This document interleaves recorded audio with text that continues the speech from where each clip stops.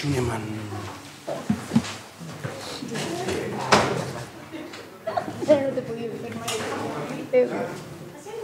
Muchísimas gracias. Voy a alegar demencia de temporal. ¿No hay más? ¿Voy a limpiar? Ah, sí. Impecable. Ya. Muy bien, reanudamos la audiencia. Se constata la presencia de los intervinientes, también de los acusados. Continuamos entonces con la réplica. El Ministerio Público manifestó que no iba a hacer uso del derecho, así que tiene la palabra el representante del Consejo de Defensa del Estado. Muchas gracias, señora presidenta. Básicamente por un orden de, por así decirlo, relevancia. Primero, intentaré hacerme cargo de una situación referente al auto de apertura relevada por la defensa del señor Garafullich. Señoría, se señala, respecto del auto de apertura, hasta donde pude entender, que este solo contendría alguna referencia a un año determinado y a dos imputados determinados, que por eso se toma la propia defensa para señalar que en relación a Marisol Navarrete y a dos depósitos del 2013, estos, por así decirlo, no serían pertinentes o por lo menos no habría congruencia. Así lo logré entender. Señoría, para tal efecto, la verdad es que entendemos que el auto de apertura debe entenderse y leerse completo.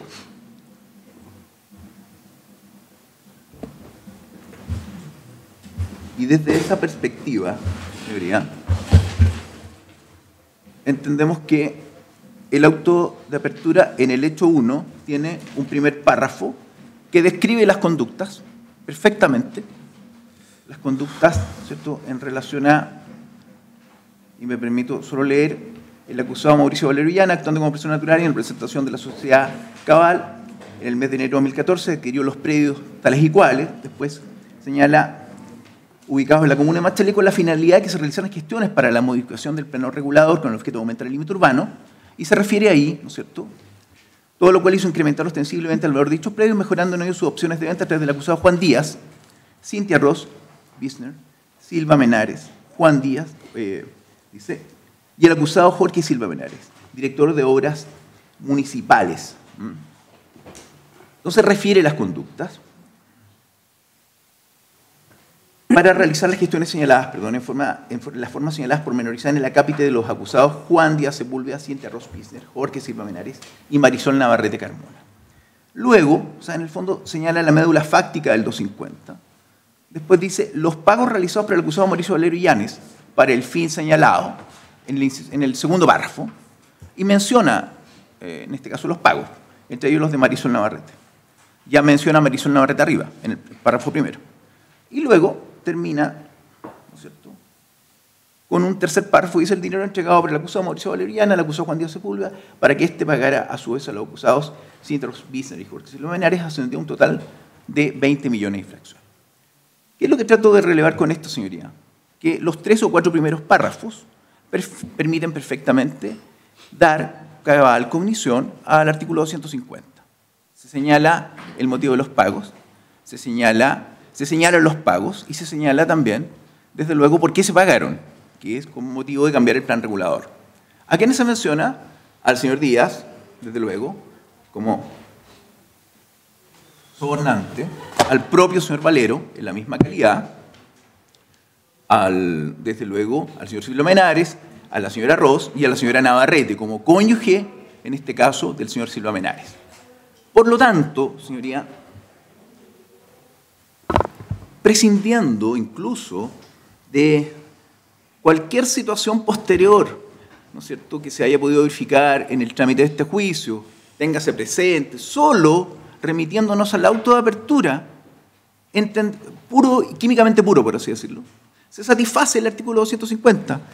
Señoría, disculpe, pero solo para ser súper literal, con su venia. 250. El que ofreciera o consintiera en dar a un empleado público un beneficio económico en provecho de este o de un tercero para que realice las acciones o incurra en las omisiones señaladas en los artículos 248, 248 bis y 249, o por haberlas realizado o haber incurrido en ellas, será castigado con las penas de, en fin, y señala. O sea, en el fondo, ¿qué tenemos? Tenemos que un particular, que es el sujeto activo, ¿no es cierto?, consciente, ofrece o consintiera en dar a un empleado público un beneficio económico para sí o para un tercero. ¿Está la conducta en el párrafo primero? Sí. ¿Se mencionan a quienes se les habría ofrecido esto? Sí. ¿Hay un tercero, que es lo que a nosotros nos interesa? Sí, Marisol Navarrete. Por lo tanto, lo que viene después, ¿cierto?, esto que viene en el párrafo cuarto, por así decirlo, que es esta mención al 2014, la verdad es que es irrelevante, porque desde luego entendemos que la formalización es una proposición, un conjunto ordenado de oraciones que no puede, ¿no es cierto?, leerse aisladamente. Los 4 primeros párrafos, si entendemos que los pagos son otro párrafo, se leen y se puede entender y, de alguna manera, de ahí extraer el artículo 250. Eso es lo que nos debe importar. Ahora, si existe esa frase a que alude el señor defensor, entendemos que eso no muta en nada. Lo digo porque cabilé muchas veces en esta situación. Entendemos que efectivamente hubo una modificación necesaria a los hechos porque había muchos más acusados y algo que directamente lo sabe mejor el tribunal que yo. Pero eso no afecta en nada a las posibilidades de conocer, en este caso, los hechos y aplicar el derecho correspondiente en la eventual, ¿no es cierto?, subsumisión del delito del soborno del artículo 250. Las conductas a las cuales refiere el 250, 248, 248 bis y 248 bis, que a nosotros nos importa. ¿Y por qué nos importa? Porque, y aprovecho de hacerme cargo de otra alegación, aquí se ha hablado mucho, mire, en realidad, estos son hechos del 2012, y cabal recién se crea el 2012 y el 2013. Bueno, pero si hay condena. Por ejemplo, se hablaba, mire, los estudios de capacidad vial son del 2011. Bueno, pero las condenas al señor Silva Menares hablan de sobornos del año 2014. Eso es un hecho, desde luego, ineludible. ¿Cuál? ¿Quién ha relevado? Y en esto quiero también ser sumamente preciso. ¿Quién ha relevado las conductas precisamente de las personas a las cuales aludía el hecho 1? Son las propias defensas. Y quiero ser bien preciso con esto, señorías.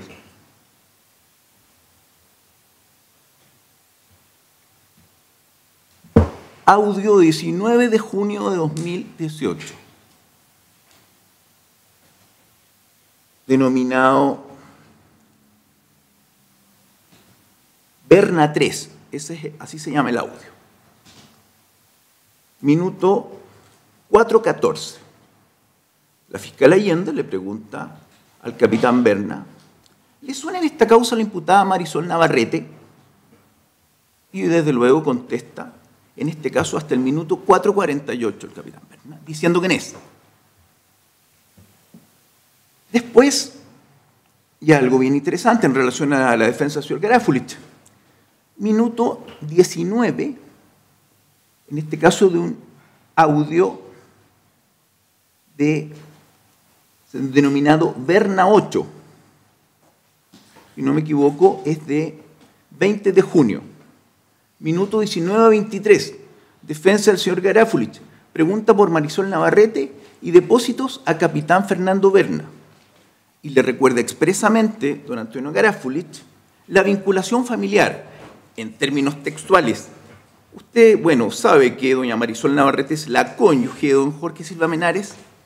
Entonces, si tenemos que la formalización nos habla en los 4 primeros párrafos, perdón, el auto de apertura, que esta conteste con la formalización de la forma, en definitiva, cómo quedó, y con la acusación, y por lo tanto no hay tal vulneración al principio de congruencia, porque lo que aquí ocurrió es que los hechos se acomodaron, no se eliminaron hechos, no se cejaron hechos, sino que se acomodó. El antiguo hecho 4 de la acusación pasa a ser el hecho 1.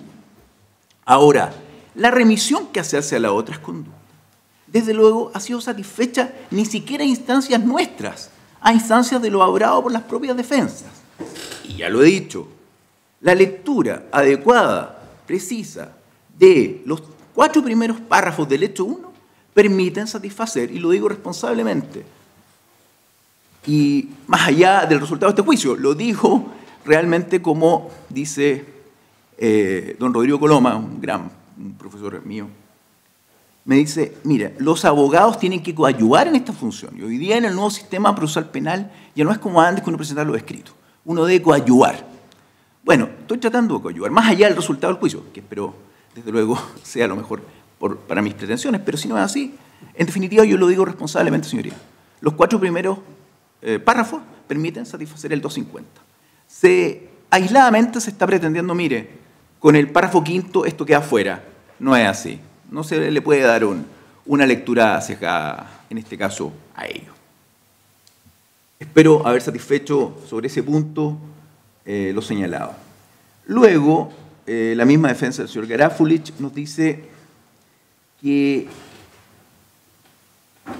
en cuanto a la responsabilidad penal de la persona jurídica, que hemos errado en la forma como enfrentamos esto del modelo de prevención. Y nos dice, si no lo tengo, debo ser condenado. Nada más ajeno a lo que ha planteado mi parte. Evidentemente que si lo tengo, mejor. Porque, ¿no es cierto?, ayer lo dije, pasa a ser una condición objetiva de punibilidad. O sea, si lo tengo, desde luego, cumplí mis deberes de supervisión y dirección, fui diligente, contraté un modelo y con todos, ¿no es cierto?, los elementos que señala la ley, ¿no es cierto?, desde luego, eventualmente tengo una suerte de excusa absolutoria. Si no lo tengo, desde luego nosotros no pretendemos que sea condenado por no tener el modelo. Nosotros pretendemos que sea condenada cabal porque habremos demostrado, en el mejor de los escenarios para nosotros, un eventual soborno que determinaría que en el marco de la 20393 debería ser condenada cabal.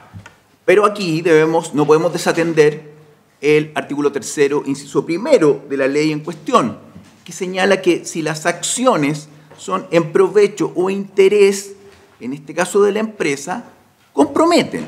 Y estas acciones debieron ser realizadas por los dueños, por ejemplo, de la empresa, socios.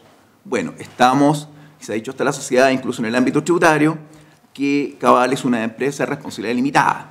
Las empresas de responsabilidad limitada se administran como sociedades colectivas, con la diferencia que la ley 3.918/1924 limitó la responsabilidad hasta el monto del aporte. Pero lo demás es una sociedad de personas. Y como sociedad de personas, evidentemente que tienen, desde luego, dueños, socios y dueños y usuarios de la razón social.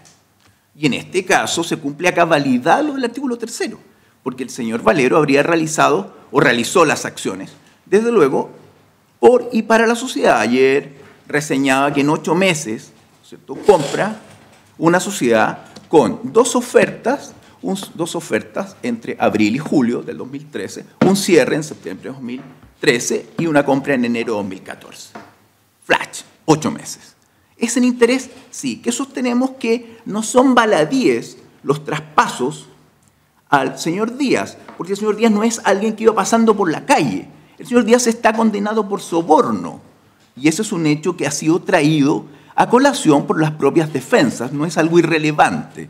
Y está condenado, ni más ni menos que por sobornar a doña Cintia Ross, a don Jorge Silva Menares, que era el director de obras de la Municipalidad de Machalí. ¿Sabe, señoría? Voy a decir algo, porque se han tomado varias libertades, otras partes, y con el mayor respeto. Me acuerdo de haber tenido a la vista algo que no pertenece a este juicio, pero que sí es importante. El señor Silva Menares, porque lo dijo el alcalde, el señor Silva Menares recurrió de protección por estimar que el sumario administrativo no estaba cumpliendo, estaba vulnerando algunas garantías, el artículo 19. Se rechaza la protección. Y quien redacta el fallo en la Corte de Apelaciones Rancagua es un ministro señero en la Corte, me permito decirlo, don Raúl Mera Muñoz. Y es lapidario todo lo que dice ese fallo en cuanto a las faltas a la probidad del señor Silva Menares. Lo mismo que dijo el señor alcalde. Bueno, todas esas cosas, ¿no es cierto?, conllevaron a que esos depósitos, ¿no es cierto?, no parecen irrelevantes. Y esos dos depósitos del 2013, ¿por qué ayer los destaqué? Bueno, porque permiten conectar, no digo que son los únicos, pero permiten conectar dos depósitos con dos correlativas recepciones de parte de Marisol Navarrete en sus cuentas. Ahora, cuando en definitiva, dos depósitos en efectivo, porque son transferencias los de el señor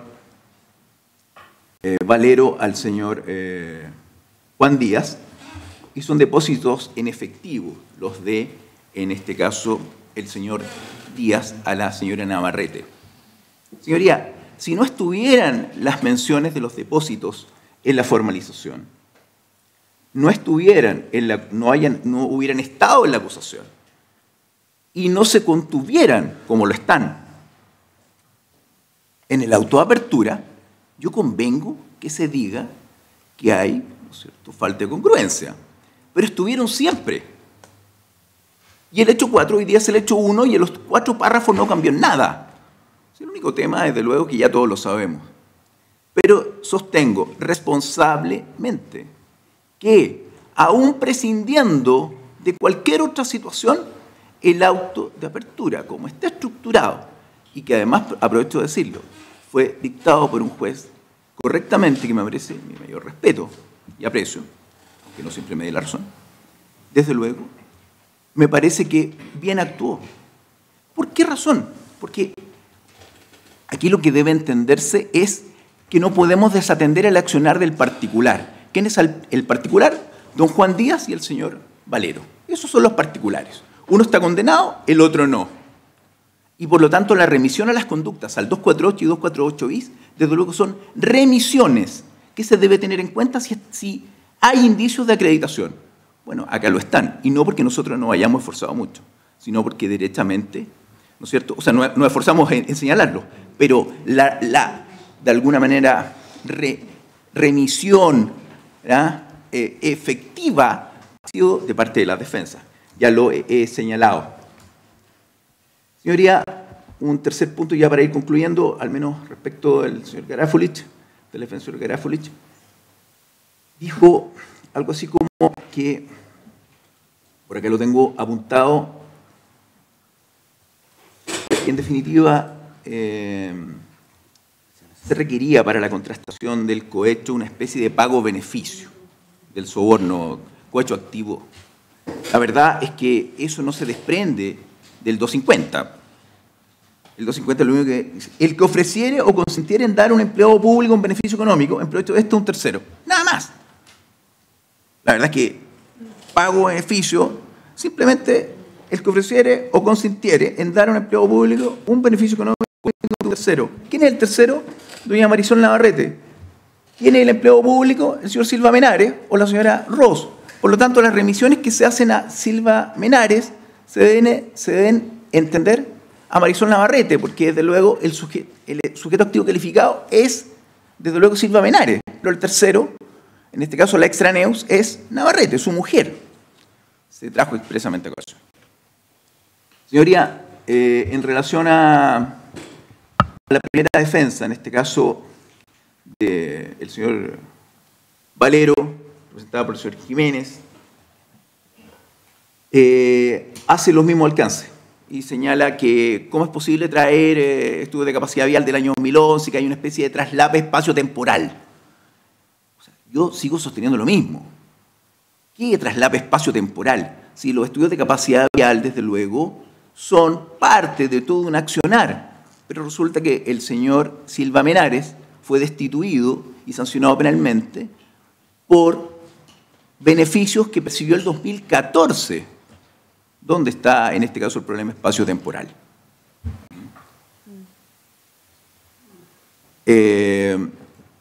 Habla mucho también de la compra por Ruta 86. Yo tengo clara la posición del tribunal, el otro día intenté señalar, pero ya que lo mencionó, lo digo con todo respeto, pero que no sea del disgusto de su señoría. Pero me llama mucho la atención. ¿Por qué, en definitiva, después acciona penalmente Ruta 86? ¿Por qué cuestiona la compra si fue tan bien?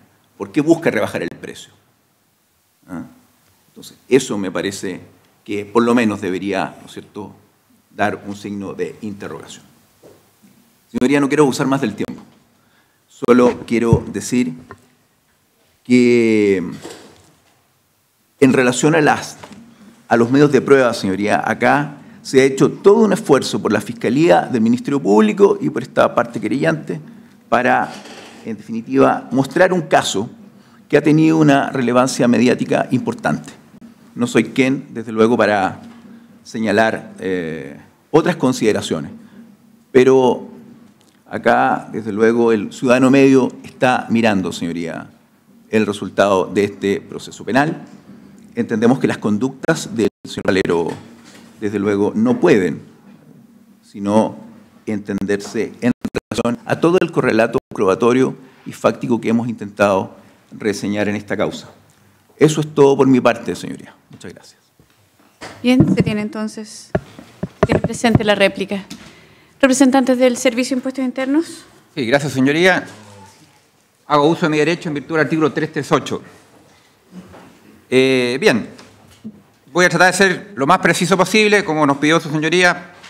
Este juicio ha durado bastantes semanas ya, y como dicen, ahora terminar, ¿ya?, para que su señoría procedan a la deliberación y finalmente su veredicto. Afirmó mi distinguido contradictor, el señor Fierro, dijo, categórico, dijo, el Servicio de Impuestos Internos afirma que no importa el dolo, solo el artículo 99. O sea que yo habría afirmado en mi alegato de clausura que con el artículo 99 este juicio estaba terminado. Me parece de partida que esa afirmación no guarda relación con todo lo que es este juicio, porque si fuera así, bueno, ¿para qué tuvimos un juicio? Bastaría el artículo. Jamás he dicho eso, señoría. Cité efectivamente el artículo 99. Claro que lo cité porque es el artículo clave que da las directrices, quiere de responder en los delitos tributarios. Pero es un punto de partida simplemente, igual que el artículo 66. Pero es obvio que en un juicio penal, siempre, y lo dije, hay que acreditar elementos objetivos, la faz objetiva y la faz subjetiva. De hecho, me referí especialmente a la voz maliciosamente, cómo se debía entender el dolo, etcétera, etcétera. Por lo cual jamás podría yo afirmar, ya que es obvio que uno en la escuela de Derecho en cuarto año, cuando tiene Derecho Penal, le enseñan obviamente que todo delito tiene que ser con dolo. Entonces, esa afirmación casi le encuentro que me afecta a mi honra como profesional, porque ¿cómo voy a afirmar ante un tribunal de la República que no se requiere dolo para acreditar un delito? Bueno, espero que haya sido un error del señor defensor y nada más que eso. Segundo, dice que yo afirmé que era responsable el contador. De repente dijo, a diferencia del contador, a diferencia de lo que yo pienso, el Servicio de Impuestos no habría afirmado que el contador sería responsable, salvo que... No, lo que yo me referí en mi alegato de clausura fue a la situación del contador del artículo 100 y que éste se excluía su responsabilidad cuando había constancia de una manifestación expresa que recibía antecedentes, y dije que en este caso eso había ocurrido, justamente por eso que el contador aquí no apareció nunca involucrado, ni hubo querella del Servicio de Impuestos Internos contra el contador. Después, habló de que en cuanto a al tema del error de la atenuante o eximente, dijo que yo había mencionado el artículo 112 y expliqué el tema de que en algunos casos el Servicio de Impuestos Internos, cuando se trata de situaciones de personas de escaso conocimiento o, digamos, escasa ilustración, se pueden eximir o atenuar su responsabilidad penal. La verdad que eso está en el artículo 110, señoría, y él se refirió al artículo 112. Supongo que fue un error de... Siempre eso, que el 112 se refiere a la reiteración del delito, que me referí en otra ocasión a la reiteración. Bien. Después, él afirmó, dentro de su alegato de clausura, dijo, no hay ni una prueba, y lo afirmó categóricamente, que haya demostrado que la señora Compañón tuvo algún conocimiento de lo sucedido con lo Beltrán, ni que ella haya aprobado las declaraciones de impuestos que se presentaban. Bueno, la verdad, su señoría, usted valorará en definitiva la prueba, eso es claro, pero quiero señalar que aquí, delante de nosotros, delante de todo, la señora Compañón reconoció, por un lado, que había recibido un correo del señor Valero que traía documentación anexa relativa a lo Beltrán. Claro, ella dijo que ella no entendía eso, esa fue su argumentación, pero sí reconoció que recibió ese correo en que le informaban de los negocios con lo Beltrán. Y también hubo una declaración que le exhibió el Ministerio Público, en que ella reconoció que en esa declaración ella había dicho que ella revisaba las propuestas de declaración de impuestos y las aprobaba. Claro que hizo la salvedad, que dijo que hubo un tema de prevaricación en contra de su abogado, pero también reconoció que eso no llegó a nada. Pero no obstante eso, ahí está la declaración en que ella dice que recibía y aprobaba la declaración de impuestos. Eso lo dijo ella ante el Ministerio Público. No obstante la salvedad que ya dije. Después, mi distinguido contradictor habló de que yo habría señalado que el delito tributario es un delito de peligro abstracto. ¿Ya? Yo lo que dije realmente fue que era un delito de mera actividad y un delito de peligro, en que bastaba en poner en jaque a la hacienda pública, en este caso el patrimonio fiscal, para que el delito se verificara el bien jurídico protegido. Después afirmó también lo que a mi juicio demuestra un error conceptual. Dijo, no se acreditó en este juicio en ningún momento que mi defendida, la señora Compañón, incorporó factura falsa a la contabilidad cabal. La verdad es que efectivamente eso no se acreditó, señoría, porque no había que acreditarlo, porque nunca se ha imputado a la señora Compañón que ella haya incorporado facturas falsas a la contabilidad cabal. Eso nunca se le ha imputado. A ella se le ha imputado un delito, claro, en 97.4, inciso primero, y en particular lo que se ha tratado de demostrar y que valorará en su oportunidad el tribunal, era que ella tenía conocimiento de que eran servicios no prestados, y no obstante que esos servicios no habían sido prestados por la empresa Lo Beltrán, no obstante se rebajaron los gastos respectivos, lo que redundó en un beneficio para ella. Eso es lo que se pretendió acreditar en este juicio, y jamás se pretendió acreditar que ella incorporó facturas falsas a la contabilidad cabal. Así que tiene razón. Eso no se acreditó porque nunca se intentó acreditar eso. Después, señaló varias veces, me distinguió contradictor, usó la palabra maliciosamente, hablaba del verbo maliciosamente, salvo la parte final que usó lo correcto, que es una expresión simplemente. La verdad es que aquí el verbo del delito es la presentación. Ese es el verbo, señoría. Es un tema técnico, pero en eso consiste. El verbo del delito es la presentación de declaraciones maliciosamente incompletas o falsas. Y no la voz maliciosamente, que se refiere simplemente a una calificación relativa a lo que se discutió acá, si estamos en presencia de un dolo genérico, que es lo que sostuvimos nosotros, que el 97.4 inciso primero comprende tanto el dolo directo como comprende el dolo eventual, o sea, en definitiva, el dolo genérico, y la posición de él, que es que solo comprende el dolo directo. Bien, eran solamente esas precisiones, señoría, nada más. Muchas gracias. Muy bien, se tiene presente entonces la réplica que ha dado derecho. No sé, las defensas.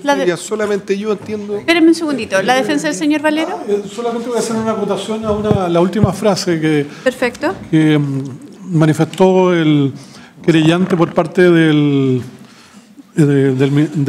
Consejo de Defensa del Estado, básicamente porque en las otras locuciones se refirió exclusivamente a los puntos que expuso el colega Garofoli, y entiendo que es su legítimo derecho contestar esas aseveraciones.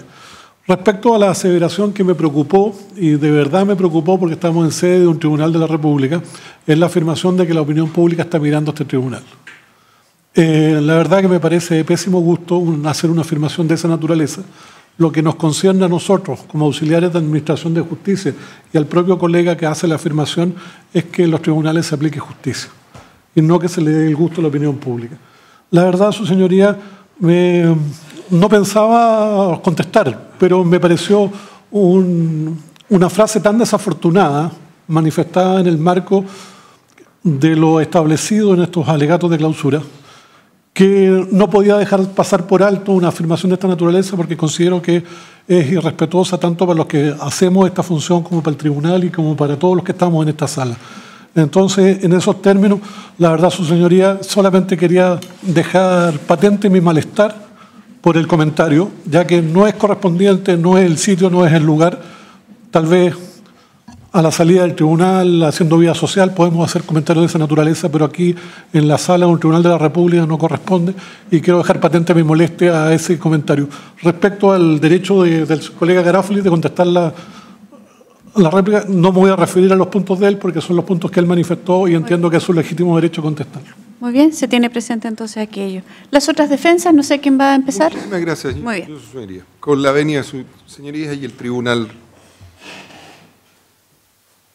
Habiendo escuchado la réplica del distinguido abogado del distinguido Servicio Consejo de Defensa del Estado, claramente entiendo de que no entendió absolutamente nada de lo que medianamente yo expuse durante casi 40 minutos en relación al auto de apertura. Se perdió, se nos extravió. Y creo que ha sido el propio camino que incluso tomó el ente persecutor. No mirar con precisión un elemento que es netamente técnico. y que es el pilar o la piedra fundamental para la construcción de las figuras y de los hechos que se encuadran de una conducta que puede llegar a constituir la base de una pretensión punitiva administrada por el ente persecutor. Si hoy estamos aquí y esa construcción arquetípica respecto de descripción de los hechos y hipótesis que se contienen en un documento que se llama auto de apertura no satisface actualmente las pretensiones tanto del ente persecutor como de mi legítimo contradictor, no es responsabilidad de la defensa. Hubieron mecanismos para los efectos de agregar, construir, complementar, adicionar, adecuar cada una de las hipótesis y presupuestos fácticos que se quisieran traer a colación a otro estadio procesal. Si no lo hicieron, si efectivamente se cortó, se eliminó, no fue por disposición en definitiva de esta parte. Cada uno, dentro de su rol, administra claramente los recursos procesales de los cuales dispone. Y el Ministerio Público y el Consejo de Defensa del Estado disponen la posibilidad de plantear los hechos como a ellos les plazca y les parezca de muy buena manera, sin querer ofender a nadie. Lo señalado por mi persona dice relación específicamente a 3 puntos. Precisamente a la ausencia de congruencia en relación y a prueba en relación a los presupuestos o hipótesis contenidas en esta autoapertura. Se señala de que una persona contacta a otro particular y ese particular le solicita a la acusada Cintia Roy y Jorge Silva Menar. No hay prueba respecto de esa solicitud y específicamente cuáles son los mecanismos para configurar la hipótesis en definitiva del soborno. Luego, en el mismo tenor, respecto de los depósitos, señalé de que efectivamente la autoapertura, muy brevemente, no habla de hipótesis del año 2013, sino que habla del 2014, lo que da a entender al lector o al intérprete de que efectivamente el caballero se guardó un año los dineros y que medianamente luego en el 2014 habría dispuesto de ellos. Lo cierto es que también existe incongruencia en qué fecha del 2014, porque dice el 2014, no dice si el primer semestre, el segundo semestre, al final de año, no se sabe cuánto, que también es problema. Y luego el concierto, que claramente a su sazón, a atención a toda la prueba que escuchamos, no puede llegar a configurar ni más mínima hipótesis y presupuesto en relación a la congruencia y los tipos penales que quieren satisfacer mis legítimos contradictorios.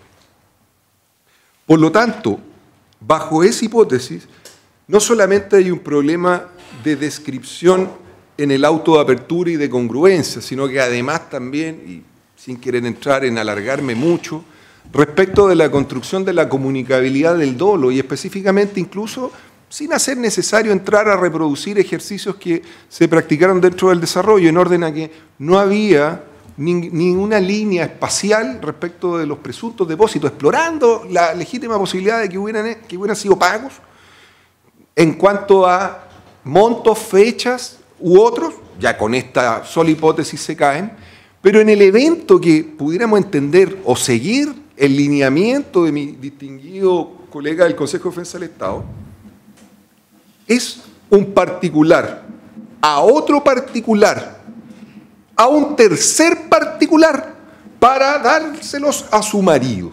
Eso en el auto de apertura no sale por ninguna parte. O sea, yo francamente ahí también a lo mejor cometo el mismo error, me pierdo, no lo vi.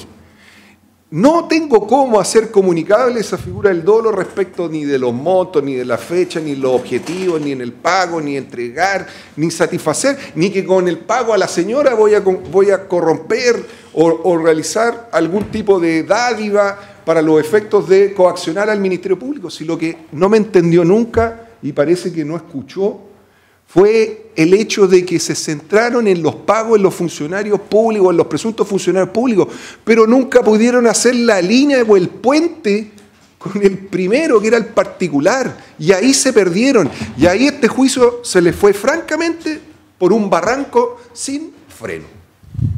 Y claramente, ese solo hecho, en definitiva, importa de que la necesidad de contar con prueba suficiente en el juicio es objeto de las pretensiones absolutorias de esta parte. En relación a la persona jurídica, de más está decir de que no se había planteado el hecho de que podía haber causales distintas al modelo organizativo y que se tenía que dictar condena per se. ¿No? Yo no lo había escuchado ni dentro de los alegatos, ni dentro y por eso lo planteé en mis alegatos de clausura, y estimo de que además ahí claramente hay una serie de requisitos copulativos que analicé pormenorizadamente tanto en apertura como en clausura y que doy por reproducidos para no seguir viendo. Y respecto a la última afirmación, esto es que debemos litigar para la galería o para el público o para... Es el error más grande que podemos cometer en definitiva dentro de la administración de justicia. O sea, si es que más encima en una causa pública, como medianamente se tiene, donde se debió haber tenido mayor cuidado y mayor precisión que en una causa común y corriente normal, precisamente porque no solamente los ojos están todos encima, sino que debiera haber sido de parte del Ministerio Público y de los querellantes con mayor celo para los efectos de esto, es francamente impresentable. Y claramente la solicitud de la condena en costas dice relación con eso, con la seriedad en relación, en definitiva, a los presupuestos fácticos que se trajeron acá y en relación a la calidad, en definitiva, de estadios procesales, en definitiva, para satisfacer esto. Si es que efectivamente se tenía este tipo de apertura, de este tipo de pruebas, claramente existen disposiciones expresas que permiten al ente persecutor tomar decisiones antes de y evaluar. Si esa es la idea. Sopeso, ¿qué tengo? Si es que tengo sustancia, cantidad, calidad para los efectos de... Y otro error, el último, para finalizar, se ha reiterado, es que el sujeto está condenado, es que Jorge Silva se encuentra condenado, es que el señor Juan Díaz se encuentra condenado. Y le recuerdo a mis legítimos contradictores de que ese solo hecho no prueba absolutamente nada, porque primero no era posible incorporar facturas, pero sí era posible haberlo traído como testigo o como deponente o haber introducido cualquier otra forma, que no lo hicieron. Y es libertad de hecho, yo no me meto en su prueba. Pero el solo hecho de avisar que está condenado y tratar de hacer aparecer de que está condenado por los mismos hechos, para el tribunal oral en lo penal es absolutamente y contrariamente imposible de valorar, precisamente porque no viene siendo introducido de ninguna forma ni objeto, ni el tribunal puede tener la facultad de contrastar la sentencia o los hechos, si son por los mismos hechos, si son por hechos posteriores, si son por hechos anteriores, coetáneos. No sabe nada, ni tampoco tiene facultades para hacerlo. Y eso es única y exclusivamente porque el auto de apertura no se lo permite. Y no se lo permite porque no se trajo ni a la prueba, ni se incorporó adecuadamente en el auto de apertura. Y es por eso que solicitamos muy respetuosamente se dicte sentencia absolutoria en los términos antes señalados. ¿La otra defensa? Muchas gracias, su señoría. Con la venia de los magistrados, procedo a obligar a mi legítimo contradictor, el colega del Servicio de Impuestos Internos. Primero, reconociendo que efectivamente existe, sus señorías, ahí un error respecto al artículo 112. Me hago cargo de aquello, me refería al 110 y al 112 en otro contexto y que decía relación con la reiteración. El artículo 110, como bien lo reseñó el colega, para los efectos del reenvío al artículo 10, numeral 12 del Código Penal para los efectos de las eximentes de responsabilidad penal completa o eventualmente como una atenuante cuando no se dan todos los presupuestos para que vuestro tribunal pudiese eximir completamente a mi representada de los cargos que aquí se han sostenido. Ese era el contexto y ahí está, valga la aclaración. Ahora, respecto de hacerme cargo de lo que señala mi legítimo contradictor en orden a que aquí no habría que probar la incorporación de la contabilidad de la sociedad de factura ideológicamente falsa. Es una revelación. Yo durante el juicio he escuchado muchas ocasiones referirse a aquello y en el hecho número 2, asignado como delitos tributarios, forma parte del autoacusatorio, por lo menos que mantiene esta parte y en consecuencia de ahí nace la afirmación sostenida por este defensor. Pero más allá de un aspecto formal, respecto del dolo eventual y el dolo directo, que es la discusión que hemos sostenido, con mi legítimo contradictor. Bueno, efectivamente, él establece, y cuando digo él, me refiero al Servicio de Impuestos Internos, al representante del Servicio de Impuestos Internos, que aquí se trata de delitos de mera actividad. Y en ese contexto lo que quiere señalar es que finalmente da lo mismo si hay dolo eventual o dolo directo, lo que acontece es que habiendo una actividad es necesariamente entonces condenable la acción determinada por cumplirse el presupuesto legal. Ahí esta defensa ha manifestado todas las diferencias que señaló. Máxime que el dolo eventual acá parece más bien un paralelo con la culpa, y en la culpa el Servicio de Impuestos Internos señalaría que también hay responsabilidad. Eso es lo que no comparte, digamos, esta defensa, y lo ha hecho patente en su alegato de clausura. La cuestión es clara. Cualquier acto comisivo requiere no solo de la voluntad resuelta, sino que del conocimiento, o a lo menos la previsibilidad, de que dicha acción tiene un objetivo determinado. Mi representada no lo ha tenido, y de las pruebas que aquí se han aportado, está claro que eso no ha acontecido. Máxime que cuando se refiere a la declaración de mi representada en torno a que recibió cierta documentación, olvida que mi representada también señaló que gran parte de esa información, incluso aquella relativa a declaraciones, llegó con posterioridad a que se ingresó a el Servicio de Impuestos Internos, cuestión que daba cuenta de alguna manera del desconocimiento que tuvo las mismas. Pero más allá de eso, señoría, con esto termino, que reafirma la idea planteada por esta defensa en los alegatos de clausura, es si existía no solo voluntad resuelta, sino que el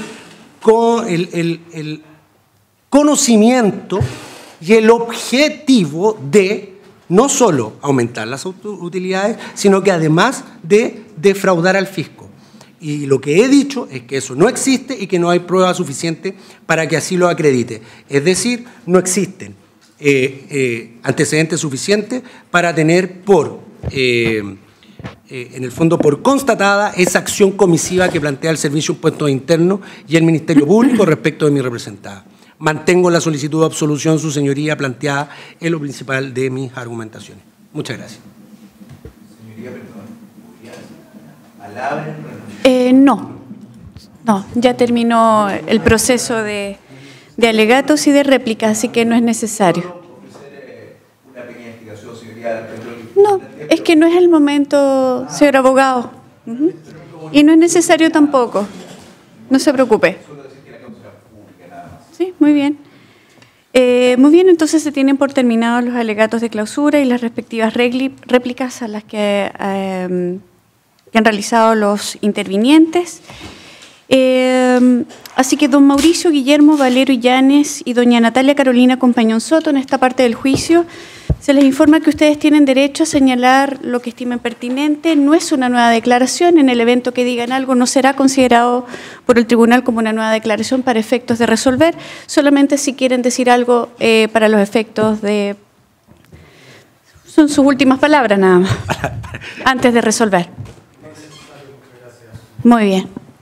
Solamente agradecer a todos por todo el tiempo que estuvimos acá. Muy bien. Muy bien, entonces se declara cerrado el debate, se hará un receso para deliberar y reanudaremos la audiencia el día de mañana a las 13 horas en la que se dará lectura a la deliberación. Sí. Sí, igualmente se hará uso en el evento que así el tribunal lo necesite de la facultad para ampliar el plazo en caso, sí, solamente para efectos de, sí, así que solamente para los efectos legales respectivos. Así que nos vemos mañana a las 13 horas. Muchas gracias, señorita. Ya, que estén bien. 13 horas.